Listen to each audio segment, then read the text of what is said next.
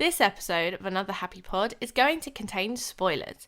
If you've not experienced the content yourself, please go ahead and do so before coming back and listening to the boys ramble on about it. Thank you very much.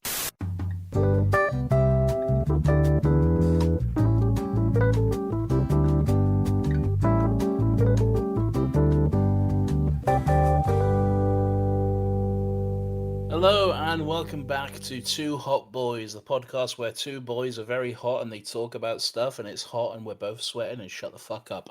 My name is Nathan. This is another happy pod, not Two Hot Boys, and I'm hot, so I'm not going to do it again.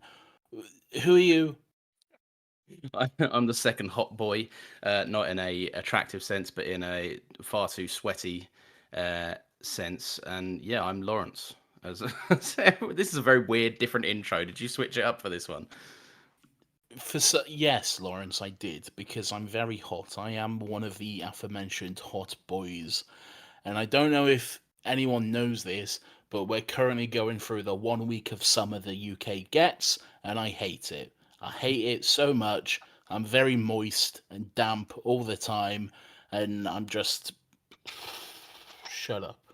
Neither of us are very physically fit, so this weather hits home, and does make me sweat quite a bit. But I've got a garden. I've been sat in my garden, which is quite nice. But yeah, today I've been inside, curtains drawn, watching a movie all day, so I am feeling the sweat, very much so. You deserve death, good sir. What did I do to you? I didn't do anything to you. You're just hot and sweaty and cross.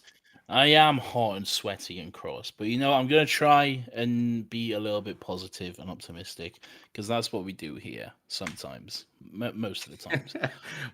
when we remember the brand, Yes. is when we do that. Yes. So, what are we doing? What's going on? We're doing Django, who is indeed Unchained in this outing. Quentin Tarantino, he obviously directed this. I'm pretty sure he wrote it as well. I'm almost certain he did. He wrote it, all right. Oh, yeah, he wrote it, yeah. It's very clear that he wrote it, trust me. And never before has a white man been so brazen in Hollywood. Produced by the Weinstein Company. That was a nice, as soon as logo to appear at the beginning. As soon as that popped up, I was like, "Oh Jesus, no!" Strap me in. And then Harvey's name himself is in the credits as well, and I was like, "Oh, okay, well."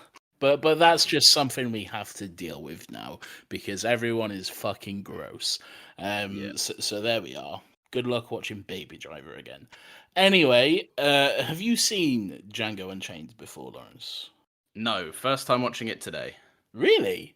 Yeah, it was yeah, I know. I'm just as surprised as you are. It was always a film I never meant to kind of escape from me. Like I wanted to see it when it came out, and then like I don't know. I guess you know that moment where like the cinema kind of passes, and then it's like, oh, do I have a tenner to spend on this to buy it now? And then it was one of them where I looked at the runtime and it was like I could do with watching a movie today, and I saw it was like almost 3 hours long, and I went, I'm not watching that movie today. So it just escaped me. So when you mentioned that you were watching it this week, because we were originally going to do something else next week, so we were going to do this the week following, and you said you watched it and you wanted to talk about it this week. I was like, okay, yeah, finally a good enough reason for me to watch this. And I mean, it was what I expected it to be. I'll be honest. Like I didn't go, oh my god, this is totally different to what I expected. And I knew that the film was good. I'm curious what you think about it. I was first of all just surprised that you hadn't seen it because I would have assumed this would have been something you would have watched years ago. But hey, there we are. So when I first saw this movie, I absolutely fucking loved it, and I watched it pretty much over and over again. I bought the Blu-ray and I just watched it so much. I just fucking loved this movie, pretty much everything about it. Yeah. And that was when I was in the height of my fucking pretentious film bro, fucking film major. I'm better than you because I understand cinema phase. That's when I was at the peak of It's just fucking cinema, man. Yeah, Yeah. exactly. Just the absolute word. Pretty much where you are now, that's where I was at the time. Okay, all right. Yeah, So, very good. so yeah, thank you. But as I started to claw myself out of that phase, I kind of stayed away from this movie, and I didn't really go back because I didn't want to watch it through like this new perspective, I guess, of now the perspective I have now is pretty much everything is okay. So there we are. Yeah, yeah, yeah. I didn't really want to watch it through that because I thought I might be disappointed. It might not be what I thought it was. So I'll just leave it for a while. And basically, I hadn't watched it for a few years. It's probably been since like 2013, 14 since I last watched this movie. And then Okay. just randomly on fucking Tuesday night, I decided to watch it again. And what do you And think? so, look, all right. Oh no, oh no. Strap in, boys. It's all right. There's a lot of weird choices in the movie. There's a lot of very weird Quentin choices. I mean, Okay. the first of all, let's just fucking get the elephant in the room. Yes, the N word is said 110 times in this movie. Is that it? I thought there was fucking more than that. It Like seems it's excessive, doesn't it? It seems, yeah. yes, sure, it's historically accurate, but it's also quite excessive and I sometimes just unnecessary.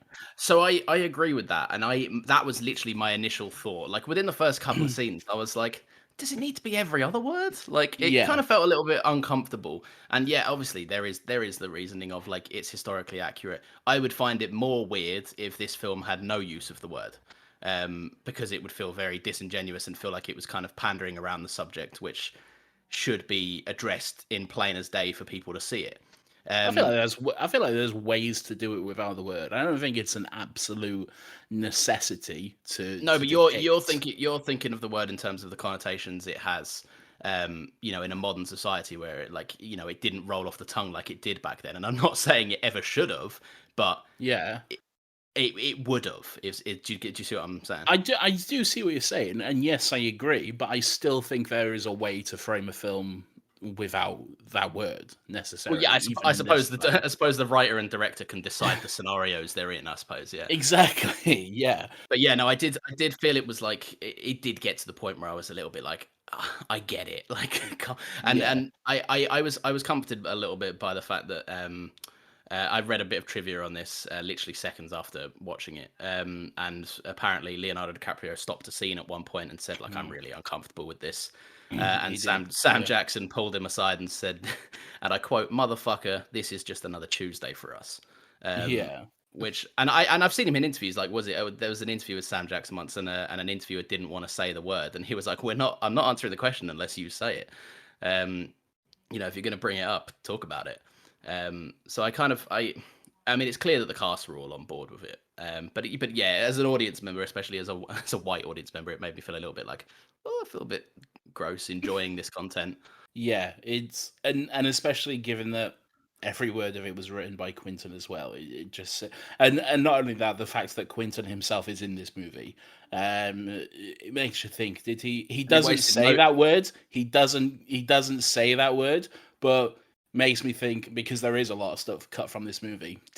Was he tempted to just give himself that little that little N word here and there? See, I don't I know. don't know. I don't know. I wouldn't take it that far personally. I don't think, and I'm definitely not accusing him of like being racist. I just think that maybe he got excited in the genre and wanted to use. I don't This know. this is not a racist movie. It's clearly very anti-racist Yeah. when you watch the movie itself. No, I was just gonna say it's not even just subject matter. It's more like there are certain specific scenes. The KKK one is the most notable, where the film goes out of its way to make the racist characters look dumb, Yes, and overtly stupid. So yeah, it's definitely not a racist movie. But yeah, which go on. which What are you is a saying? very funny scene, but the racists are only really depicted that way in that one scene. The rest of the film, they're very intelligent people like Calvin Candy.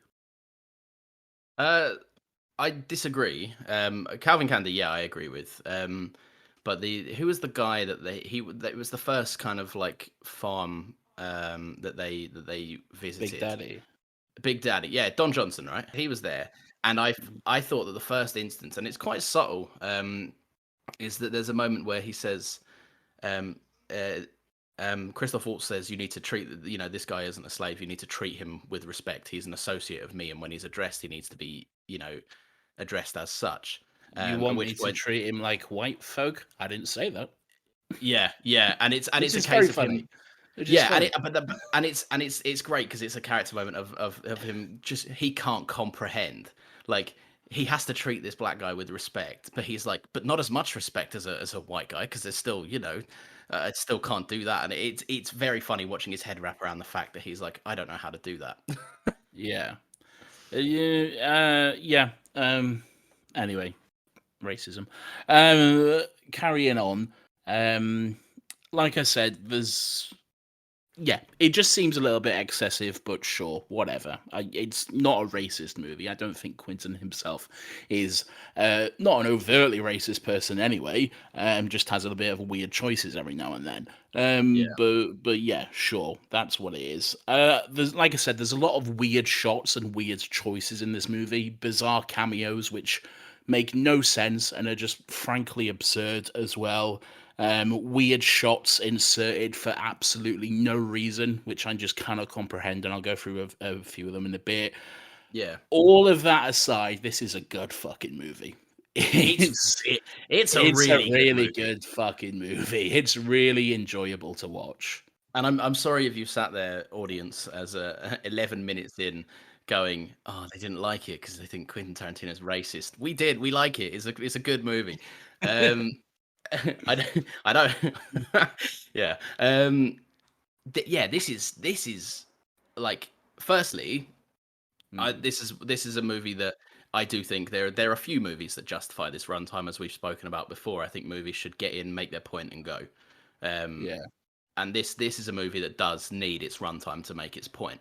It also yeah, kind of alludes to like this was not just a couple of a couple of cheeky days and like a montage of the season in Django's life. This was like every time he got set back, you felt the weight of him being set back. It wasn't like he got set back and then 2 minutes later someone's like, I'm gonna get you out of here. Like you yeah. felt it, like so that like a significant time passed. Um but yeah, no, this is a really good character movie, and like to an extent, like almost the kind of a Western buddy cop for a little bit. Yeah. It's definitely a Western movie. Yeah, Definitely has lots of Western vibes, and yeah, and the relationship between Django, Jamie Foxx, and Schultz, Christoph Waltz, who's great, and well, across the board, the cast is pretty much just fucking incredible.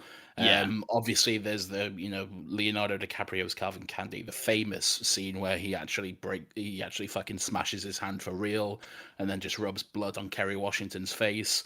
yeah, Um, just fucking incredible performances across the board. I really like the Schultz that Christoph Waltz wasn't necessarily typecast because of who he was in Inglorious Bastards. It would have been very easy to then just pigeonhole him after that and yeah. just think, Oh oh, yeah, he's a yeah. bad guy. He's definitely going to be a villain. But here he was, just the sweetest fucking German bounty hunter in the world, and I loved it. He was great. And his scenes are the best. Like he steals Yeah, every scene he's in, he steals it, and it's hard to steal a scene from Jamie Foxx, especially in this movie. But he dominates the screen. He's so good. Like there's especially the moment where it's still early on in the film. He comes out. He shoots the sheriff. They go into the bar and they go into the bar. The bartender's like, I'm not serving that guy. He leaves, gets the sheriff, and then Christoph Waltz shoots the sheriff. Then obviously the entire town gets their rifles out, aims him at the bar, and he comes out like, "You owe me $200." yeah. It's a very very good scene, and that was kind of it made me go like, oh yeah, I'm gonna like this movie because it's good people getting what they're owed, which is good. Um, And a lot of this movie is pretty much what Tarantino does best: is people sat down and talking. which is it is really what he does. But sure, gratuitous violence and that sort of stuff, the N-word, sure, that's what he does best as well. But mostly the fucking very long dialogue scenes are what Tarantino movies are known for. You know, I think of my favorite scene in Inglourious Bastards, the just the full bar sequence, just in the middle of the movie. There's this what 20-minute sequence Oh, of people just sat around a table and just talking. the three glasses scene, right? The three glasses scene, and Yeah. it's just incredible, and it's amazing that you can do a scene for that long where it is people just talking and not getting bored. But and as much as I do like to mock Tarantino for his weird choices and his foot fetish, it is it is one of the things that he does do best. So yeah. Yeah. Well done. This is one of the things, and I think Tarantino, I have it's not even a love-hate relationship. I just think the guy's a fucking weird dude. Like he's a weird guy. He's very much so like just an oddball. But no one can deny. I don't think there's a better screenwriter than him, personally. And he's because like you say, those scenes. But not only are they kind of drawn out when they need to be. There's one of my favorite moments in this. I think it's probably one of the best written moments in this. It's a clever use of wordplay when he goes, "Are you sure?" They're trying to take out the third brother on that farm, and he goes, "Are you sure that's the guy?" And he's like, "Are you positive?" And he's like, "Yeah." And he's like, "I don't know what positive means." And then it cuts back really cleverly, and then the millisecond that it's clear that Django says that's the guy, he just fires the shot without a millisecond hesitation, and it's so backwards and forwards, and the direction is clear, and the writing is just on point. So yeah, weird guy, great movies. Very weird guy, but yeah, good movies for the most part. I'm not a fan of all of his work, but for the most part. Which one aren't you a fan of, out of curiosity? I'm not necessarily a huge fan of Jackie Brown. Find it a little bit boring. I think that's everyone's least favorite. Yeah. And True Romance. Is it True Romance? I don't know. Truth be told, I haven't seen it. Yeah, but whatever. Lots of funny moments as well. Just funny, like off the cuff little dialogue jokes. One of the moments which always makes me laugh is Calvin, Candy, and Schultz, Christoph Waltz have met for the first time, and they have a drink together. And Schultz, being German that he is, he goes "Wurst," which is German for cheers, and Leo just goes German. Drinks. I didn't pick up on that. That's great. It's just little moments like that make me laugh. They have a lot of moments. They set up the Leonardo. I was about to say Leonardo the character. Leonardo DiCaprio's character. He's kind of plays more intelligent than he actually is. But don't speak French to him; he'll be offended or embarrassed, and then he calls himself Monsieur Candy. And yeah, there's a great moment where they say, he says he's talking about like buying a fighter, and says, I want someone with panache or pizzazz or something. He says something along those lines, and Sam Jackson's character goes, "What does that mean?"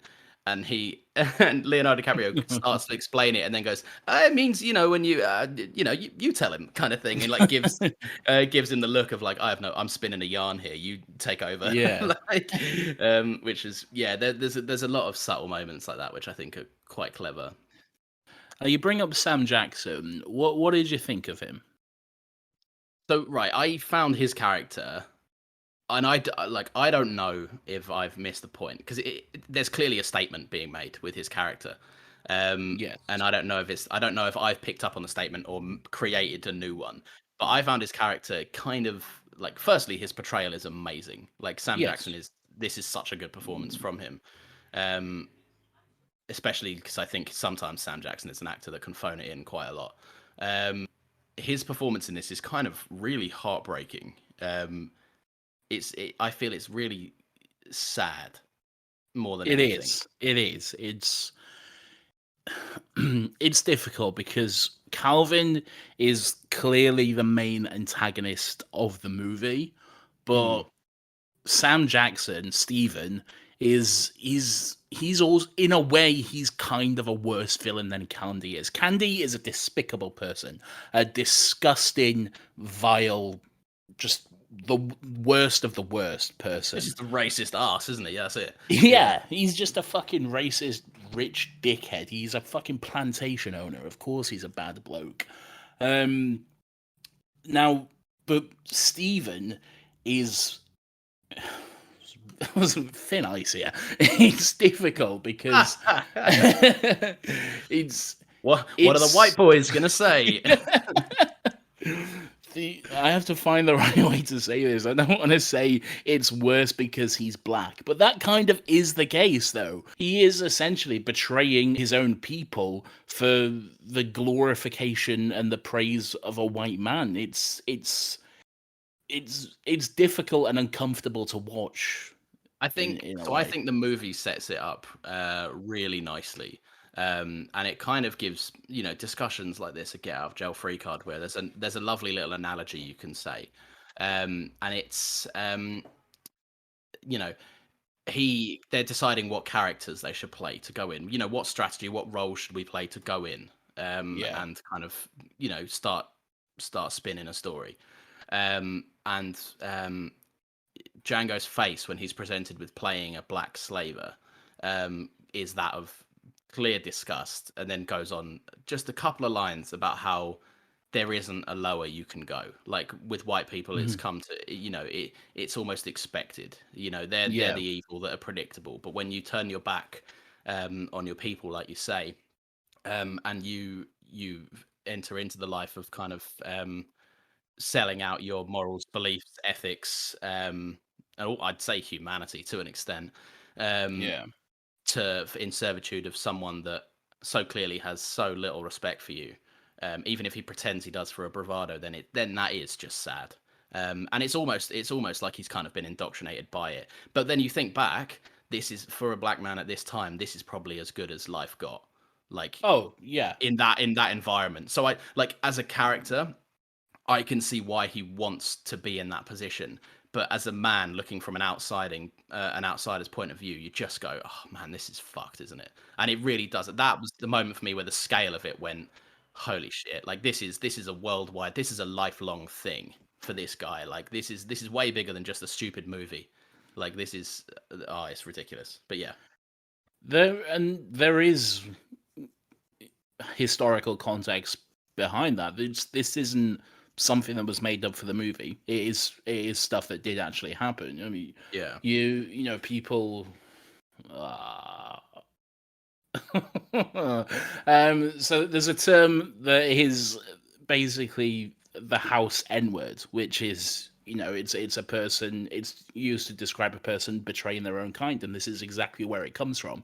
It's it's not a nice term at all, and it is something that unfortunately actually happened. Yeah, of course, you can see why it would happen, because slavery was a fucking terrible and disgusting thing, and the way these people were treated is vile and cruel, and you do get a sense of that in this movie. And if there was a way you get a sense of it. Yeah, exactly. you get way more than a sense. And if there was a way to escape that and have a better life for yourself, then a lot of people would take it. Sure, it's a difficult moral question for yourself, but at the end of the day, a lot of people would want that better life for themselves. So you can see why they'll take it, but it is still very uncomfortable and difficult to watch this incredible performance, but also difficult at times. I think the point of it being a question that you kind of have to look internally to answer in this scenario, would you, as a man, as a black man in this scenario, would you? It's a very interesting question, and I think it's perfectly summed up by I'd say the two main black characters in this, which is Django and was it Stephen? Was his name? Stephen, yeah. Stephen, yeah. I just see Sam Jackson, just like that's Sam Jackson. But yeah, and it's summed up by Django is a brave man, a man that's got something to fight for, a man that's he wants the best for him and his wife, and he just wants to kind of leave this behind. And to be honest, that's what he wanted until he got a taste for it and was like, actually, no, I'm on a revenge path now. I'm gonna fuck you all up. And good on him. But I think the other side of it is the man that didn't stand up for himself, the man that took the easy road and has in turn sacrificed a hell of a lot of himself for that road. Yeah. And that's clear. But yeah, I was interested. I was really interested, and I think the film maybe missed the mark. I like his death scene as much as the next because it's Django getting his revenge and what he wants. I would have loved the scene between the two leading black guys in this movie to have a conversation about race, and from to hear their different perspectives. And it, kneecapping him and leaving him in a building to blow up felt a little bit lackluster for me, which is weird considering the scale of leaving someone in a burning mansion and blowing it up. But it felt a little bit like given that Tarantino is a man that is so talented at writing a script. I'd really like to see what he could write on his best day with these two characters, but I just didn't see it. Okay, fair enough. Yeah, I'm not 100% sure I agree with that. Just and mainly because it's coming towards the end of a 3-hour movie. I'm not sure that's probably the best time for a long dialogue scene. Maybe not a long dialogue one, just a couple of lines here and there. Just this movie's, if anything, is made for one-liners. Like there's so many one-liners in this movie. Just give us one kind of contextual one. Do you know what I mean? Yeah, fair enough. I do like the those shootout sequences though. They were really good. Like the moment where it all just goes to shit and Schultz kills Candy, and then Django just has to have this big shootout just against pretty much everyone all by himself. And you've just got endless waves of races. Yeah, exactly. You've got fucking Tupac and Rick Ross playing in the background. It's really good. It's fucking insane and over the top in Tarantino's usual fashion with fucking blood just splattering everywhere. But it is really good and really entertaining. Shoot a man in the wrist and it'll look like he's severed his artery. It's just insane. But that's the moments. There's moments again though in those sequences where there's just shots which I just cannot wrap my head around. I just cannot explain or understand the reasoning behind them. So there's a shot in that shootout in particular where one of the guys just has his gun aimed towards the wall. He's just stood there, and Django comes up behind him and uses him as a meat shield. Like, he wasn't even looking at Django. He was just purposely stood there for the purpose of Django to grab him and use him as a shield. Which I noticed that. My main moment there is I just went, where the fuck this guy come from? Why are you standing so calmly in the middle of gunfire? Like, find cover, man. You're just out in the open. Another one, every time I see this movie, I'm like, have I missed something? Because I do not understand this at all. So earlier in the movie, when Django and Schultz are talking and he first tells him about his wife, about Brumhilde, and Schultz is obviously intrigued because she has a German name and all that sort of thing. And he tells her his name, she's called Hildy. And then we cut to a scene of Kerry Washington sat in some kind of chair in an open field, just in the middle of it, absolutely nothing around her. And then we zoom in, and she just says, "They call me Hildy." Just talking to herself while she's like doing some kind of work. She nods, and then it cuts back to the fucking scene. What? Yeah, it's unusual. It is. I think it's clearly a stylistic choice, and whether we've missed it or whether it's just not good enough. I've just never understood it. If it was like a direct to camera, like, yeah, they call me Hildy moment, yeah, I get it. But it wasn't even that. It was like she was talking to someone, but there was no one there. It was, I don't know. It was just really odd, and I cannot understand it at all. It's a wide shot of her just in the middle of a field. There's literally no one around her, and then it zooms in, and she's like, "They call me Hildy." I'm like, "What? Who? Well, okay, thanks, I guess." Kerry Washington, who is kind of wasted in this movie. Yeah, I'll get to her. Yeah. Like, I got some opinions as well. What? So you mentioned music. Yes, incredible. I was bopping my head, man. Yeah, like, there is some and not really just at like the hip hop segments of the gun battles. Like, I genuinely think there's a moment I wrote it down. So it's less of a set piece. It's more of a kind of montagey moment, but it's not I don't think it's the montage through the seasons. Although that is great as well. There's a montage where I don't know what the song's called. Obviously, I haven't had enough time to look it up. But the song's about freedom, and it's kind of freedom. yeah, that's it. I'm Yeah, looking for freedom. that's it. Oh, you sound just Looking like for it. Are you playing the freedom. soundtrack right now through the Shut microphone? up. Um, Yeah. but yeah, and it's that, and it's through the it's watching them try to escape. It's them watching the consequences, and the infamous "I like how you beg, boy" line. And it's just like I just thought that montage and the way it's edited as well, like to give them the credit too, it's phenomenal. Like it's just so there's a couple of moments in this, right? And this sounds stupid, but those movie moments where you go, every department was on their A game in that moment. Yeah. Like everyone just brought it home for that scene. And I just thought it was incredible. Like it made me pause the film to write a note about it. I guess it was moving, but like I'd have to watch it again to kind of really articulate how I feel about it. Yeah. One thing I'll say, and I don't know if this is attention to detail, and I don't know if I'm looking too far into it. I thought it was an interesting choice to give Christoph Waltz's character. Yeah, he's clearly not racist, and he's clearly a very sweet guy. Yeah. But there is this kind of entrenched privilege in just the way he speaks and what he says. So they set up which is why I don't think I'm thinking into it. The opening scene sets up twice that he's a man that loves to be frivolous with his words and say fancy things that people won't get, as referenced by the fact they tell him to speak English twice. Yeah, exactly. So there's a moment again where he starts to compare. He speaks about what would the right price be? What's a ridiculous offer? What should we go in at and say? And then Django's not really getting it, and he starts to then use the analogy of like, say you're buying like a prize horse, and I found that to be a really interesting dialogue choice, given that the character's not racist.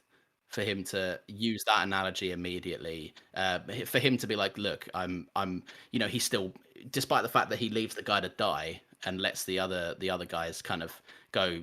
If I were you, I'd bury both of them and make way. He still leaves the money there. Like he still has parted with money for taking Django. Like things like that. I don't know if that's intentional or if I'm looking too much into it. But if it's intentional, I think it's a really interesting attention to detail. So I can put to rest a couple of your claims. First of all, the reason he actually pays for Django is so he can get a bill of sale, so he can legally own Django and also free him, because you can't do that to someone who's escaped slavery. I'm assuming. Oh, so anyway. even if those guys died, it would go to the family property kind of thing, or something like that. Yeah, the point is that he at that point he has the right paperwork to say that Django is either mine or a free man, whichever he chooses. And then right. the thing about leaving the money is he also left the other guys there as well. They can take that, so and use I that guess for, so, for yeah. themselves. It's interesting that you focused on the horse analogy, because I see what you're saying about Schultz. He's not a racist man. He does have, let's just say, old-fashioned ideas, because he's literally an old-fashioned man. This is Yeah, 1853 or whatever. So, yeah. so of course he's not going to be as modern and progressive as we are and shit. But it's interesting that you focused on the idea of the horse, because I think there's another scene which sets it up even more so earlier in the movie, where he's saying, on the one hand, I despise slavery, but on the other hand, if you're not in a position to refuse, it has its benefits. So I legally own you. Yeah. You're going to do Good this point. for me. So I think that's a more telling side of it, really. Yeah, because then that really is that. I suppose that's one of the only times he views Django as a property that can be controlled rather than a human being. Yeah. Yeah, no, I get that. Yeah, I mean, I didn't miss that moment. I suppose it wasn't as clear to me that, because I was thinking more in terms of he was thinking about bounty hunting strategy at that moment, rather than owning someone. But yeah, no, you're right. That does make a lot of sense. Yeah, interesting. Attention to detail, I think. Yeah, and subtlety in writing, which is really cool. and he's not, he doesn't not say the N-word. He uses it quite frequently, throughout the movie as well. I think So he uses it. I think he uses it frivolously when he's trying to play the part. yeah, definitely. Which makes sense. And it clearly, I mean, that's a fair point to Tarantino's benefit. Like, he clearly has a lid on it when characters aren't supposed to say it. Like, Yeah. when it doesn't suit the character, he'll be like, "All right, these guys can have a pass." But god damn it, the next guy I write on this screen, he's gonna say it. He's gonna say it 10 more times in place of this. God. So I wasn't expecting to see Jamie Foxx's gooch in this movie. I wasn't expecting to see that just fucking Pringles can of a dick in my face. I think the dick was prosthetic. It had to be. Let me find out. It was the most obscene package I've ever seen. It was like Batman in Justice League levels of. That's fairly normal for me. Yeah, I'm sure it is. I'm finding out. We're gonna get a live answer. Right. And where better to go than Reddit? Does anyone know? I was just curious. That scene was intense. All in all, I thought Django was a solid Tarantino film. Still loving Glorious Bastards. That's just my opinion. And then someone said, he was hanging upside down. It was unnaturally grey. Think about the blood flow. These people are full on debating Django's cock. I thought they put a little slip on it, like the way they had that Hannibal mask on his face. Maybe they did. Yo-yo jelly. From 8 years ago, that comment was. No one will ever know. I hope they found peace in that time. I hope they're not still feverishly searching for these answers 8 years later. 8 years on. I did one Google search. Reddit was the closest I got, and no one had a definitive answer. I'm at peace with Jamie Foxx either has a massive package or an unidentified package. Maybe he's just a very gifted man. Who knows? But that scene was definitely shot in a flattering light for a man hanging upside down. So it really was, wasn't it? Even Walter Goggins couldn't resist just having a little touch of it. So yeah, no, he's out there trying to like cut it off. He's just jealous he doesn't have what this man has. Yeah. You said you had thoughts on Kerry Washington. Yeah. So whilst I understand and whilst I get, the horrific nature of a lot of the stuff she's told to go through, and forced to kind of deal with, in this movie, I kind of found her as a vessel for plot rather than a character of a movie that had thoughts and feelings. You get close to it. There is a scene with Sam Jackson where he's like, "Do you know that guy?" And he doesn't say guy. I'm gonna say guy. Yes. I think that's for the best. So he says, "Do you know that guy?" And she says, "No." And he gets really close and intense, and it's a great scene. And you see her, tears well up, and she says, he says, "Why are you crying?" She's like, "I don't know that guy." And he's like, "Then why are you crying?" "So you're scaring me." It's a great scene. And and then at the end, the next thing you see, despite the fact that she's gone through like incredible hardships for years and years, the last kind of thing you see is her like clapping Django, like kind of like a she's cheerleader. Just waiting on a horse outside the house while you go do the plot. Everyone. Yeah. And I'll stay here and support you when you're back. Even the other two, like so there's a moment where the two there's kind of two waitresses. Waitresses is a very generous waitresses. Term.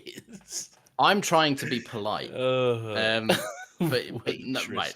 I'm reminded of Thor Ragnarok when Jeff Goldblum's like the prisoners with jobs.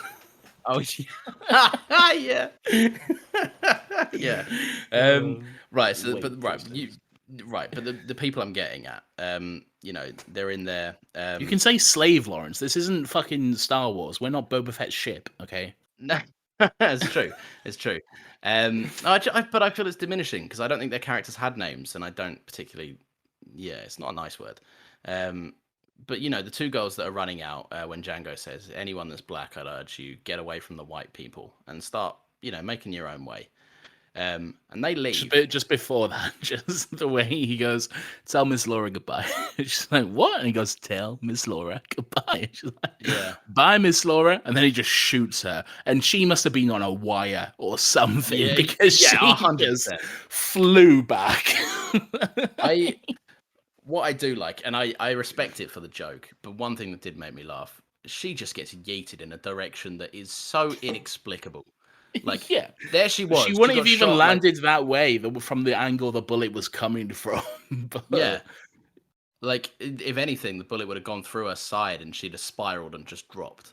Right. But instead, she just kind of looked like a bazooka took her. You know, in Kick-Ass, when he fires the bazooka at Mark Strong and he gets blown out the window and he's kind of like weirdly just CGI'd in like a fetal position while the bazooka flies him out the window.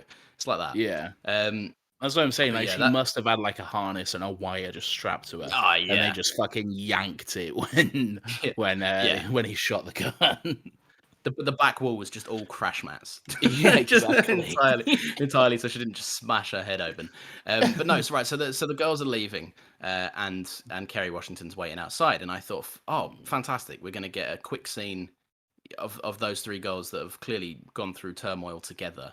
We're gonna hear what they really say. We're gonna, maybe she's gonna thank them for convincing Django to go back. And it's a shame because, like you say, the little that she does in this movie is amazing. Like, she's the montage sequences where you see her face, how quickly she can get to tears when she's dragged out of the pit, which has another name. Her hotbox. Yeah, her hotbox. That's it. And then she comes out after being like drenched in water. Like all of that stuff. She's given such a good performance. And it's just a shame that she never got one scene. Like, we never got to see a scene which really chewed into her character. Even when Django and Hildy, they have the reunion. Like, about him, it's well about him. She just immediately faints the moment she sees her. She sees him. I didn't like that. at all. Me neither. It's just a waste of a really good actress. I don't know about you, but I've never fainted before, but if I did, I'd make sure that I pour an entire pint of water on the floor before I do so, for no reason. I have fainted before, and you do kind of lose control of your motor functions for a little bit beforehand. Because when I fainted, I was seeing a West End show in London, and I was just really, really fucking hot. Couldn't breathe. And I was like, I'm very uncomfortable. I need to get some air. So I left the theater and I went to go to the toilets. And I was walking to the toilets and I was just feeling just very not well at all, very hot, very lightheaded. And I went to grab the handle for the bathroom door, but I just couldn't actually grab it. Like, I just kept reaching out my hand, but it just wouldn't grab the handle for whatever reason. And then I passed out. So next time I faint, I need to have a nice pint of water in my hand so I can do it properly. Fair play. So I don't know. Like, I think there's great moments in this, and I think there's some lines that are absolutely killer. The main one that springs to mind, and it's such a victory moment. Like, I can imagine seeing this in a cinema. Like, if people got hyped to this, I bet they did. Was the moment where Kerry Washington's essentially, to rip the Band-Aid off again, she's waiting to be raped in a room.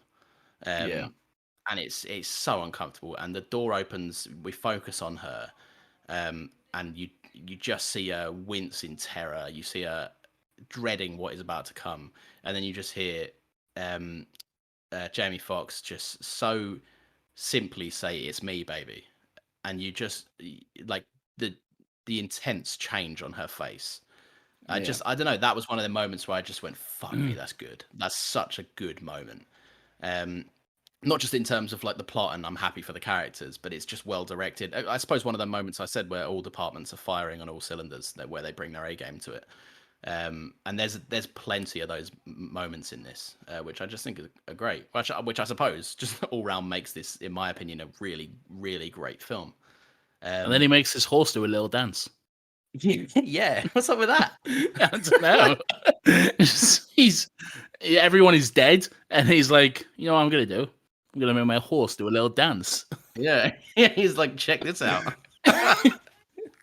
We've not alluded to this in the movie at all. It's never once been brought up. But my horse, he can dance. What do you think of that? Yeah, is it even his horse? Because he's just got some guy's horse, right? It's a horse, and apparently it can dance.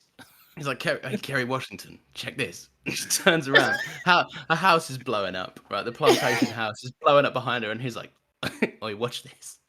He's just doing the fucking foxtrot of a horse. Little two-step, like, check this out. Anyway, weird note to end on, but sure, go off, Quentin. So there you are. That's Django Unchained. We discussed racism. Do you think Tarantino is a good actor? No. No, it's really bad, isn't it? He's really bad. I was watching that and I was very confused on why he felt the need to put himself in it, to be honest. How's he got worse? Like, he was good. He was quite good in Reservoir Dogs. Not good, but not bad. Maybe it's the Aussie accent he's trying to do, because it's really not great, is it? I thought it was really badly doing British for a second. No, he's and I was like, this is unusual. And then he's like, what are you talking about, mate? And I'm like, oh, Jesus Christ, this is bad. Yeah. I'm looking through my notes to see if I've missed anything, but yeah, it seems like a pretty decent place to kind of wrap it up. Yeah. Oh, so the one good moment, not a good moment. Two things that I'll mention, and then we can close it out. One, I like how the real life locations felt amazing in this. Like, they were stunning, like so picturesque, and the cinematography is amazing. But then the sets, they look wobbly and they look shit. And I think that's intentional. Like a lot of you go into the Western town, especially in the early stages of the movie, they look wobbly. They look like a 70s Western film set, which is probably very intentional, considering his last movie was all about that kind of era of filmmaking as well. Tarantino, this is the kind of weird shit that I don't understand. He loves movies to a point where everything he makes, it has to look like an old movie, even if that's to the detriment of the movie itself. Like, I agree, even if it makes it look worse, like, even down to the fucking studio logos that they use at the beginning of the movie. Like, you can't have the latest one. Oh, I watched that when it came up, and I went. And my first thought was, because I know that there's an original Django that this is based off of, not a sequel to, but taken inspiration from. And I went, oh, fuck me, did I buy the wrong one? That's just one of those Tarantino quirks where, for some reason, using the first iteration of the studio logo is what happens. But all right, it just seems pointless, and go off, it's Tarantino. again, it's that look at me, I love film. Like, all right, yes, I fucking get it. I know you love film. This is cinema. I'm shutting your butt down. All right. I'm shutting your butt down. But yeah, and one last thing. This made me really want to play Red Dead Redemption. Yeah. Like, if I wasn't recording this podcast right now, I would be playing Red Dead Redemption, and it's probably what I'm going to do straight after we finish recording this podcast. I feel like you're always playing Red Dead Redemption, though. It's my favorite game. I love it. It's great. Do you not think it's great? We play it together. It's great. We do play it together. Yeah. Do you want to play it now? Yeah, we can do a bounty after this. Yeah, let's do a bounty. Fuck it. Right, fuck you guys. We're going to do a bounty. Yeah, fuck you. We're finishing this now. All right. Watch it. Yeah, watch it. Fuck it. Just watch it. Yeah, it's a definite watch. Obviously, it's a watch. If you can spare the 2 hours, 2.5 to 2:45, in the day, then watch this. I put off watching this for a very long time. And I'm actually kind of glad. I don't think I was mature enough to understand this film, 8 years ago. You definitely wasn't. You wasn't mature enough to understand this film 2 years ago. It's true. It's very true, actually. Yeah. So yeah, watch it. You may have noticed Clone Wars Corner is just gone because Lawrence apparently doesn't want to watch it anymore. So it's not that I don't want to watch anymore. I'm a busy boy, Nathan. I'm too busy. He doesn't even have a job. You're not busy, boy. I have a You job. sit around all day. You found the time to watch a 3-hour movie today. So while I was working, I work for myself. Shut up. Anyway, I'm off. Bye, Lawrence. Wrap this shit up. I'm gonna do the thing, right? So this has been an episode of Another Happy Pod. You can follow us on Twitter and on Instagram at Another Happy Pod. Episodes come out on Fridays at 10 a.m. We have a ruddy good time, and if you do so too, then you can give us a little cheeky review. That rhymed. I'm a poet, and I did not anticipate it. So give us a 5-star review, and if you don't, we'll pull your pants down. Oh, next week we're doing a foray into anime. Nathan is forcing me to watch Your Name. I don't know the first thing about it. Nathan says it's very good, swears by that it's a good movie. So we'll be watching that and talking about that in detail. Yeah, I don't know. Say hi to your dad for me. Oh, you stole my thing, but changed it. Do your thing. Another Happy Pod. No, do the mum thing. Say hi to your mum for. It's too fucking hot, Lawrence. Let's go play Red Dead.